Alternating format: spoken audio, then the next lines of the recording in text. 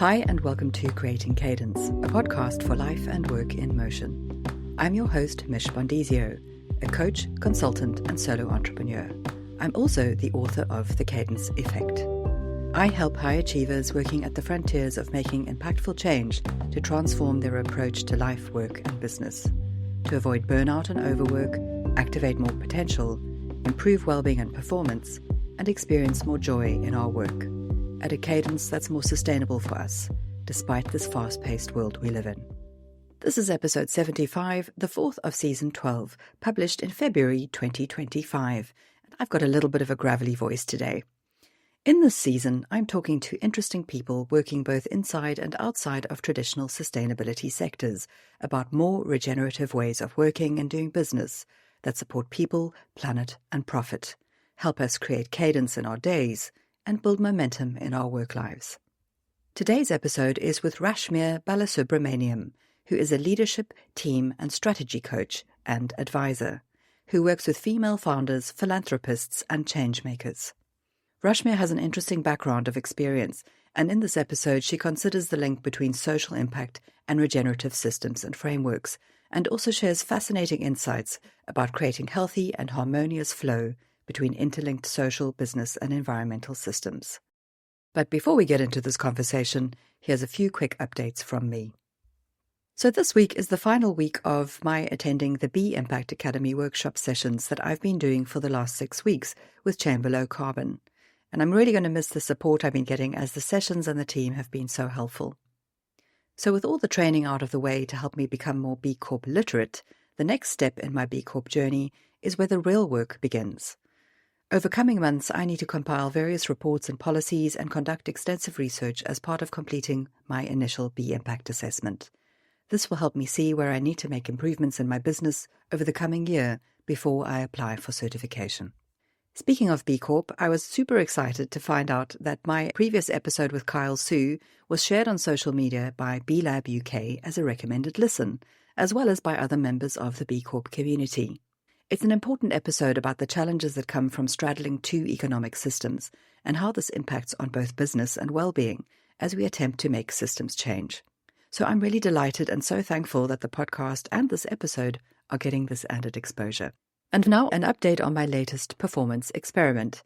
If you've been listening to the last few episodes, you'll know I've been trying out a mental performance shot called Magic Mind as part of my intentional productivity routine. I call it my little bottle of green goodness, and it's designed to help with focus, energy, and stress management. It isn't a tea or coffee replacement. It can work alongside those things.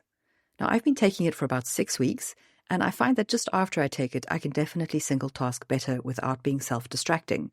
But I'm also noticing some longer-term benefits. I have more consistent energy, and I'm able to push through long days better, regardless of how much sleep I've had or not. I'm also staying calmer under pressure, and things have been very pressured of late. And I think it's been great for my gut health too, as my inflammation symptoms have eased. Magic Mind has 12 high-quality nootropic and adaptogenic ingredients, good things like ashwagandha, lion's mane, and matcha, all of which support ATP, which is the molecule that is our body's energy engine. I like that they offer a zero-risk return policy, and I love that they're committed to making a positive impact by supporting mental health charities and being 100% carbon neutral. If you're keen to try it yourself, then use my magic code, Creating C20, for up to 48% off your first subscription or 20% off a one-time purchase. Head to magicmind.com/Creating C20. I'll share the link in the show notes. And finally, I'm also in week 5 of working through the Positive Intelligence program that I've been speaking about on previous episodes, and I'm thoroughly enjoying this opportunity to work on my personal growth. In today's interview, which was recorded in December 2024, you'll hear Rashmir reference this Positive Intelligence program and the PQ reps, which are a key part of the Positive Intelligence coaching framework. It's actually thanks to Rashmir that I signed on to do this course. So now on to today's interview with Rashmir. Rashmir Balasubramaniam is a leadership, team, and strategy coach and advisor who helps female founders, philanthropists, and changemakers to fulfill their life's work. By aligning their unique essence with the evolutionary potential of the systems they are transforming, they amplify their impact and contribute to a better world for all. With a career spanning strategic and leadership roles in finance, philanthropy, global health, and social impact, including time spent at the Bill and Melinda Gates Foundation, Rashmir is known for fostering trust, collaboration, and innovation across diverse groups. She has founded a social enterprise, served as a trustee and non-executive director, taught hundreds of coaches and MBA students, and worked across Africa, South Asia, the US, and the UK. As a conscious leader and meditation practitioner, Rashmir blends practical leadership with ancient wisdom to help others create lasting impact with more ease, flow, and joy. Now, as you'll hear, Rashmir has a really interesting background, previously working in both the social impact space and with sustainability, and she has brought the knowledge gained from those experiences into the leadership coaching and strategy work that she now does, especially in helping women to level up their leadership and transform their impact in the world. This is so important, and a side note relating to this need to support women is very much in the spotlight at the moment in the lead up to International Women's Day on the 8th of March. The theme for IWD 2025 is Accelerate Action, and it's about how we can be amplifying the steps we take to help achieve gender equality quicker. To my mind, this is a two-pronged approach. We need to provide the space and the opportunities for women, but we also need to help equip them with the skills to lead mindfully within those spaces so that they can thrive instead of flail. And that's exactly what Rashmir is working to do. In this episode, Rashmir also shares the intentional productivity frameworks and reflection categories she uses to help her synthesize challenges, avoid overwork and burnout, and build a more in-tune, harmonious life. She also speaks eloquently about regenerative natural systems and how focusing on supporting the well-being and connection of the individuals, teams, and organizations within our nested systems leads to a healthier, more robust, and cohesive economic, social, and environmental ecosystem. It's an interesting episode, and you'll have to listen in to find out what else we cover. So if you're ready, let's dive in. So Rashmir, welcome back to the Creating Cadence Podcast show under different and better circumstances. Thanks so much, Mich. It's great to be here. Awesome. So before we dive into questions, just a bit of context about how I first met you. It was during the pandemic when we both ended up in one of Dan Burgess's helpful online community sessions. And then I invited you onto my podcast as part of a season that looked at how professional people were adapting their work styles during the pandemic and how it was impacting their productivity and well-being. And we've kept in touch online since then, and now particularly felt like a really good time to get you back because the work that you're doing around regenerative development, sovereign leadership, authenticity, and flow seem to sync really well with this concept of creating cadence and developing more sustainable working practices. So I wanted to find out more about what you're doing and for you to share your thoughts with my audience. But before we delve into those topics, let's start with the here and now. Where do you find yourself in your life and your work at this moment? So I think since we first spoke, things have evolved a little bit in my practice. So I'm still coaching, consulting, and advising, and integrating all of those. And these days, I'm primarily working with female founders and changemakers, philanthropists as well. But this focus on women, I've played with it over the years, and I do occasionally coach men, but I really am excited about helping women level up their leadership and level up their impact in the world. It's past time really in many ways. So that's what I'm doing work-wise. And one of the things that's probably also shifted, I think, since we last spoke is that, I went really deep in coaching over the last several years. And where I'm at now is I'm really bringing coaching back in with strategy consulting, hence the regenerative development frame.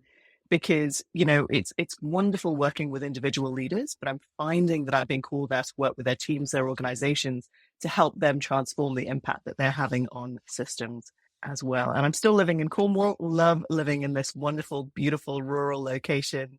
So yeah, that's where I'm at in a nutshell. Fantastic. It sounds so interesting what you're doing. And I love that you are still based in Cornwall.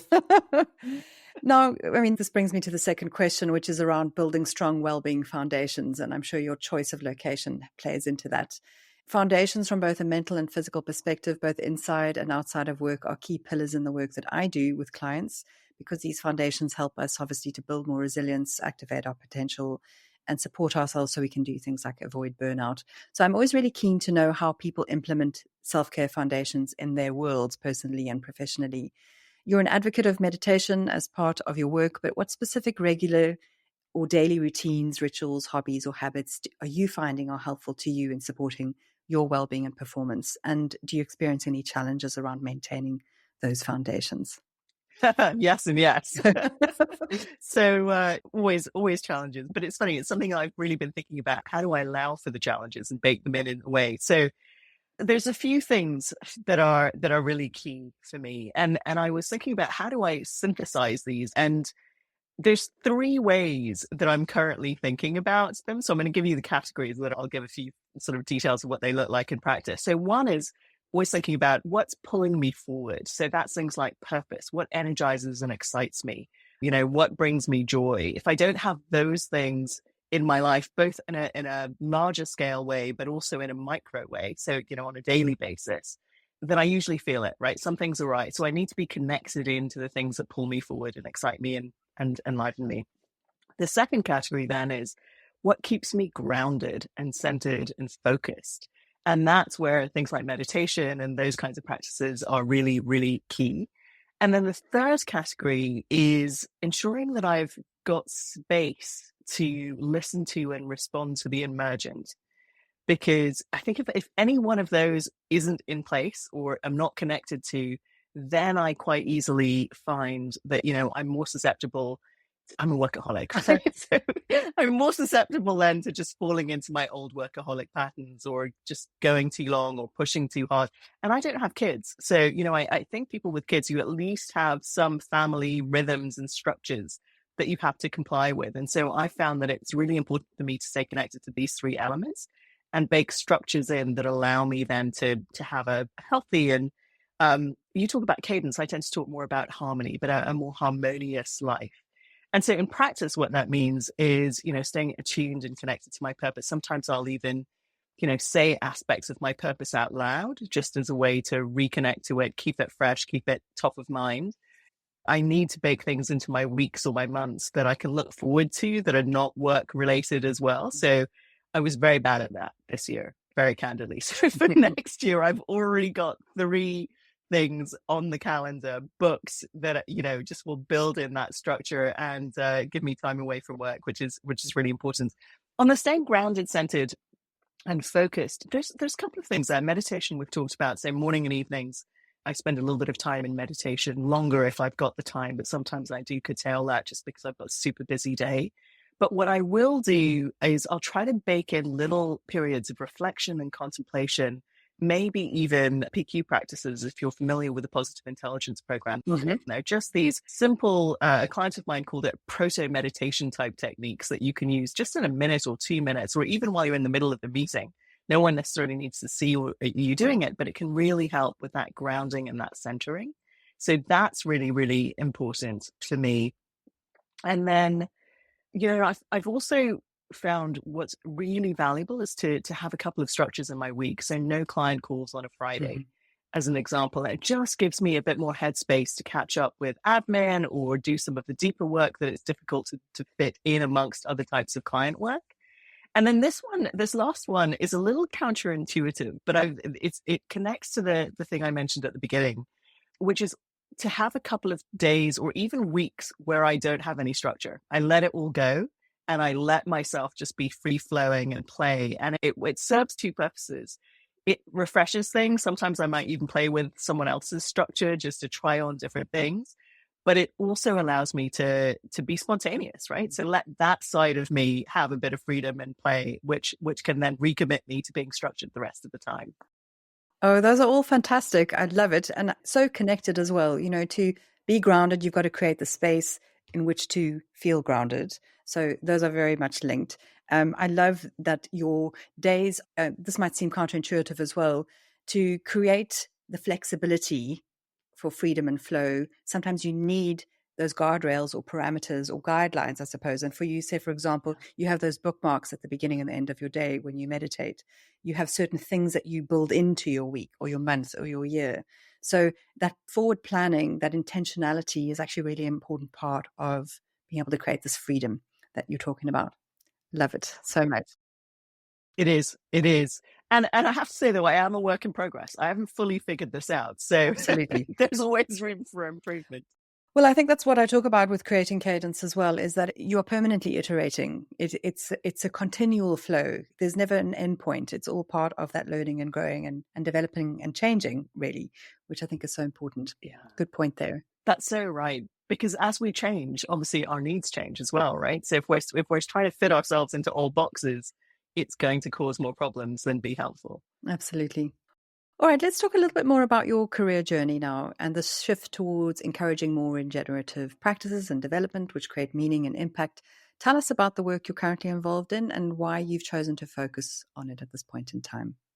Yeah, so it actually connects in many ways to where I started my sort of work in the sort of international development, global health space. So when I switched into that space many, many years ago, one of the things that I started to realize fairly quickly is that the social impact world is completely separate, or has historically been quite separate from the environmental sustainability type movement, right? These are different worlds.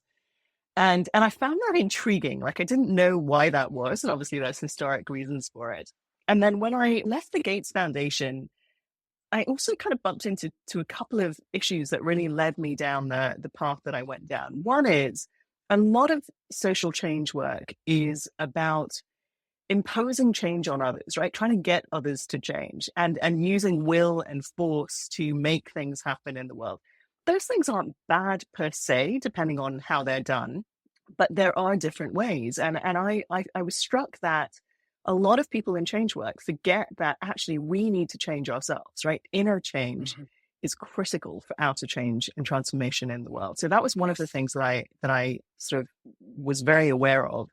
The other was that a lot of the approaches, particularly business-based approaches or market-based approaches in social change, were replicating in lower income countries strategies that we could clearly see were problematic in higher income countries, right? Didn't really make sense to me. And so when I left, I found myself sort of puzzling over these things. And at the time, one of the things I was exploring was complementary medicine, complementary health. And I had a wonderful acupuncturist in Seattle as well. And so talking with her about her work and the way acupuncture works and traditional Chinese medicine, I was really intrigued by this idea of flows and how do we create healthy flows in systems? And what if change work could become about finding the acupuncture points that really enabled healthy flows? So all of this will come together in a moment. So bear with me as I give you the different pieces of the puzzle. At the same time, I joined the board of a wonderful sustainability think tank in the States, which was partly a way to start learning about the environmental side of things. And so that was really, really interesting. And then through all of these things that I was doing, I ended up teaching a program at BGI, which was it sort of evolved into different forms now. So it's under a Pinchot University now rather than an independent entity. But it was one of the first MBA programs that integrated sustainability. And I ended up working with them to develop an integrated curriculum. So bringing the social impact space together with the environmental side, together with business.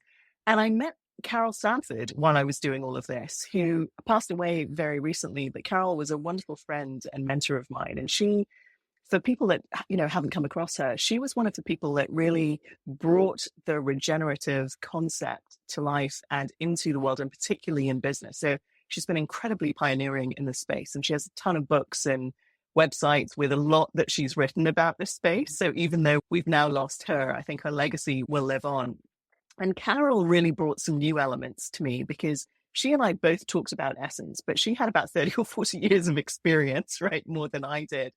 But she also had a really deep, rich foundation in ancient wisdom traditions, in indigenous wisdom, and she was bringing all of that into play. And one of the things that I learned from her is that, you can be much more effective at change if you're attuned not just to the essence of the individual, but also the essences of the different living systems that you're working within.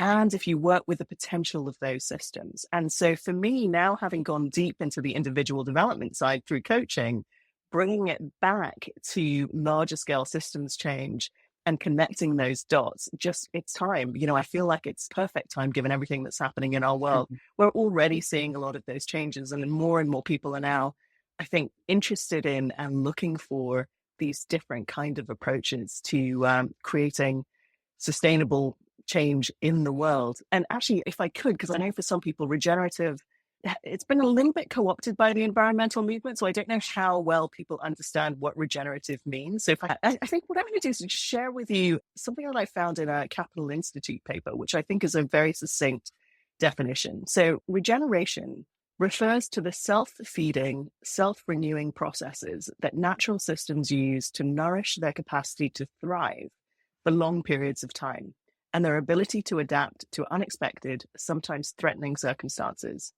No system can sustain itself over the long term if it is not designed to continuously regenerate. So that's the key. How do you design for things to regenerate? Fascinating and so important, especially because of our volatile social, economic, and political landscape at the moment. How do we future-proof our businesses when things are so changeable? I've used this term, the VUCA world, before. Everything's in quite a state of flux. What you're doing is so important for that, and also for the transformation process itself, but also that need to raise awareness around this idea of us being part of a bigger living system and lots of living systems. I think it's fascinating what you're doing, and I can see the value as well. Yeah, and there's wonderful thinkers and speakers out there in this space. So yeah, if people are interested, just Google it, and you'll find a wealth of knowledge. Absolutely, and I'll share the links to the positive intelligence and the Carol Sanford information that you shared as well, so that people can read up more on her work too. Thank you. Brilliant. So a key term that I use linked to this idea of sustainable work and sustainable business, which I often reference, is the idea of the triple bottom line: people, planet, profit. That's very connected with this idea of regenerative development and this work that you do as well around leadership.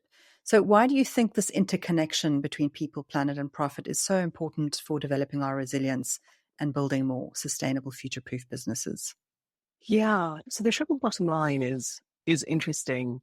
I would say it's vital. It's funny. I'm pausing because in a way, the breaking it up into the three things is symptomatic of our tendency to slice and dice, right? To cut things into pieces. Yes. And it reinforces then our lack of awareness of systems as whole living systems. But that aside, I think it's a wonderful sort of stepping stone for people to move from having thought about those things as separate to thinking about how do they come together. And there's a ton of evidence actually on how businesses that, are purposeful, that really are thoughtful about people and planets, are profitable over the long term in a different way. So in terms of the regenerative piece, I think it's just taking them that next step forward to seeing these as whole nested systems. So, if we take a business as an example, a business is a composite of individuals.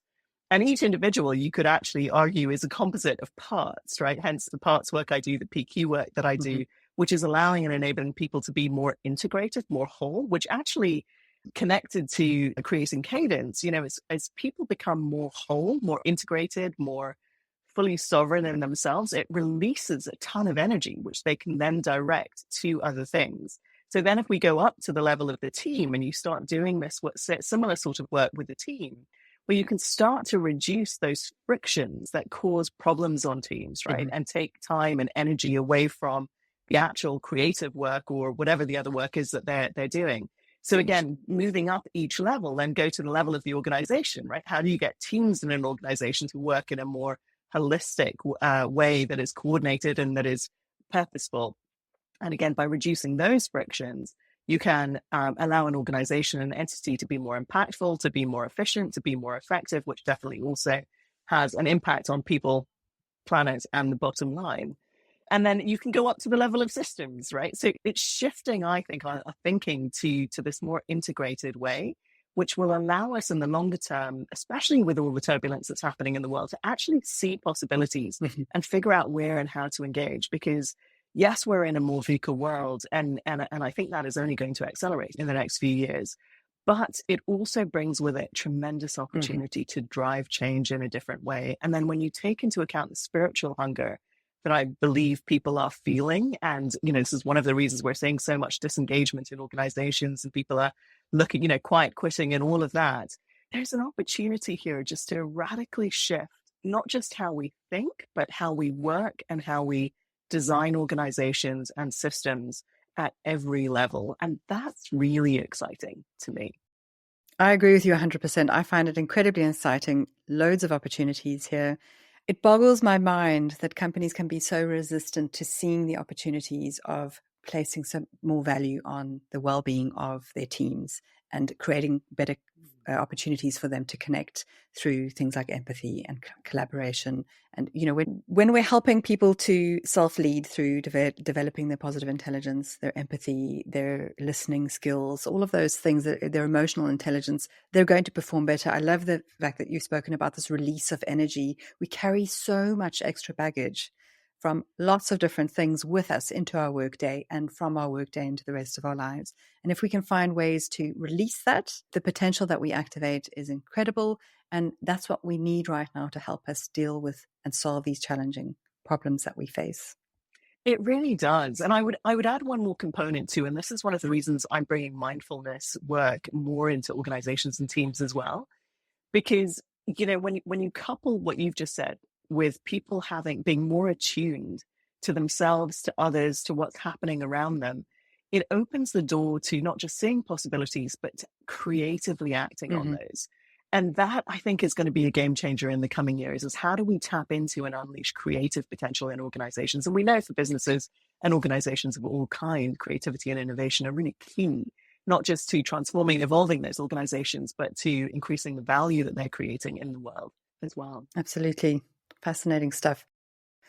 All right. So this concept of cadence is about finding ways to move forward, build momentum, create more flexible rhythm and flow or better pace in all parts of our life and work, in a way that creates deeper meaning and can help us sustain over the long haul. How does what you do help your clients to create a more supportive rhythm and flow in their lives or business in a way that's more impactful, meaningful, and long-lasting? Yeah, I think we touched on this a little bit already, but I'm going to bring it back to those same three categories that I talked about at the beginning. Please do. The first is, how do you, from an organization's perspective, how do you pull people, organizations, and systems forward? And for me, that comes back to clarity of purpose, particularly higher purpose, right? So I'm not looking at helping organizations come up with an intellectually based purpose, but actually to go deeper and connect into something that really unleashes excitement and potential of the people in the organizations. That's really key.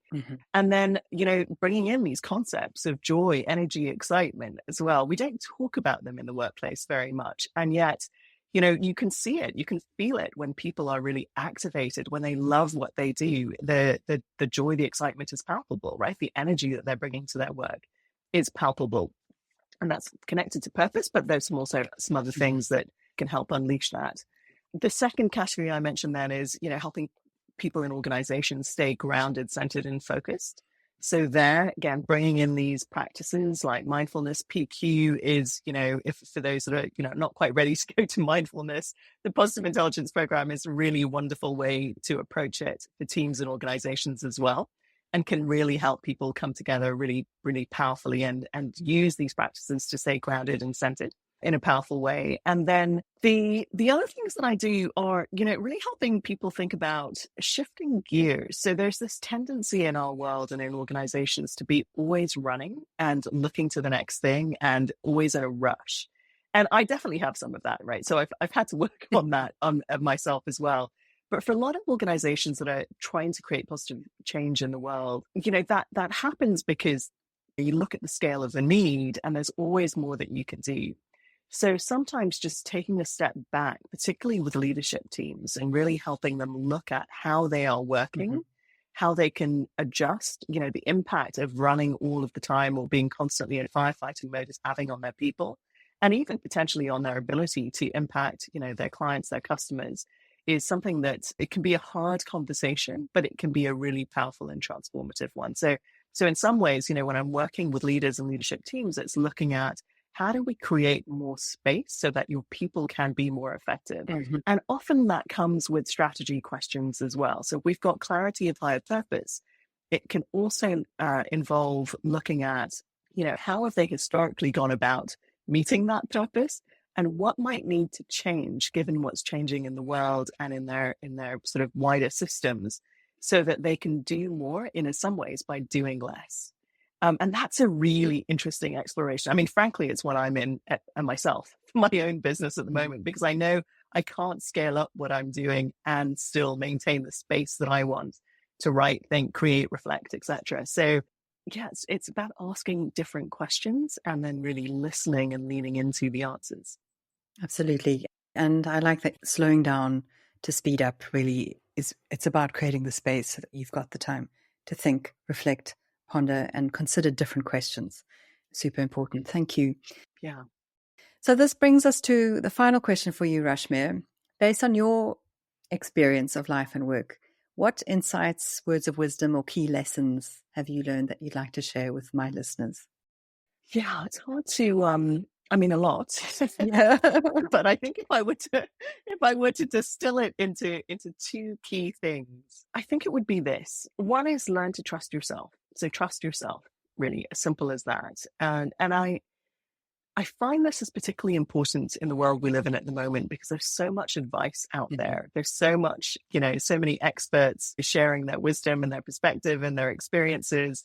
And that's great, but it's also easy to get overwhelmed and to simply fall into trying or following what others have done rather than saying, okay, there's value in that. Let me look at that and think about that, but then come back to me. Who am I? What do I need? What do I care about? What works for me?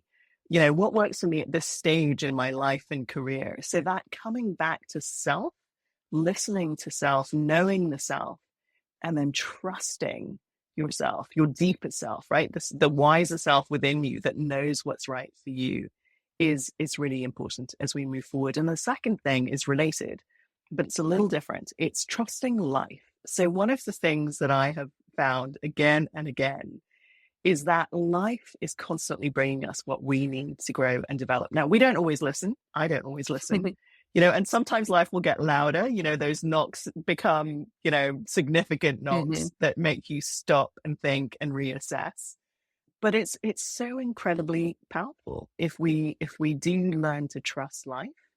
And it's not completely about surrendering and giving in, right? It's both. It's both trusting ourselves and trusting life and working with what is coming towards us, what is emergent in the world and around us so that we can create and respond with wisdom. I love those, and they're resonating with me really hard because my word for this past year, for 2024, has been faith in myself and also in everything I'm putting out there, that, this expectation and hope that things will work out as you've planned because you're putting in the steps. And so I love both of those. They also tie in really well with, I don't know if you've heard of the author Brad Stulberg, one of his recent books, The Practice of Groundedness. He talks about having wise hope and taking wise action. So it is about trust, but it's also about putting the steps in place to help those things that you trust happen to happen. So I love that. Thank you so much. So Rashmir, please let everyone know where they can find you online and if you have anything interesting coming up. Sure. So probably the best place to find me online is LinkedIn. I'm very active there and at the moment, it's kind of enjoying being there. So great place for people to contact, reach out, and happy to connect with anybody that wants to find me there. The other place you can find me, of course, is my website, which is pretty straightforward. It's rashmir.net. So rashmir.net. In fact, if people just Google my first name, they'll probably find both of those links. Fantastic. Thank you so much. And we'll also share, as I mentioned, links to the other resources that you spoke about. Rashmir, thank you so much. It's been a lovely, nourishing conversation with you. I really appreciate your time. You're so welcome. Thank you for having me on again. Rashmir left me with a lot of food for thought about the layered interconnectedness of our various systems. What stuck out for me especially is that key point about how everything starts with us, about how in order to make large-scale change externally, we first need to make those small-scale changes internally, within ourselves, and there's a degree of trust in ourselves and in life that's required. I also appreciated that helpful analogy she used, that once we've made these changes, we cannot fit ourselves back into old boxes, yet often that's what we try to do, and that's what our organizations try to do. Her points about making space in the workplace for joy, energy, trust, and excitement are lovely. They're simple, yet very powerful. I'll end with a reminder of her 3 categories or questions for creating strong foundations for yourself. What's pulling you forward? What's keeping you grounded? And how can you create the space to listen to what needs to be heard. In the next episode, just in time for B Corp month, I'll be chatting with Celia Gaze of the Wellbeing Farm, which is one of the certified B Corp companies based in Lancashire, where I live. So thanks for listening. A few last things before you go. If you like the show, please share the love by rating it where you listen to it and telling all your friends. You can find out more about what I do at creatingcadence.co, and you can buy my book at thecadenceeffect.com.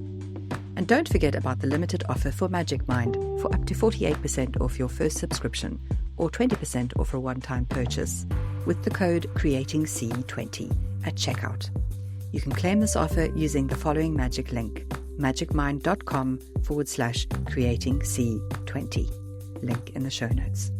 If you're interested in being a sponsor for the podcast and you have a product or service that aligns with the ethos of Creating Cadence, intentional productivity, or flexible, sustainable working practices, then drop us a line at hello@creatingcadence.co. The podcast is hosted on Acast and available wherever you listen to your pods. It's edited on Descript, auto-posted to YouTube with Headliner, and the current groovy podcast music track is 184 by Skittle from Blue Dot Sessions. So until next time, keep moving forwards with courage, curiosity, and cadence. Bye for now.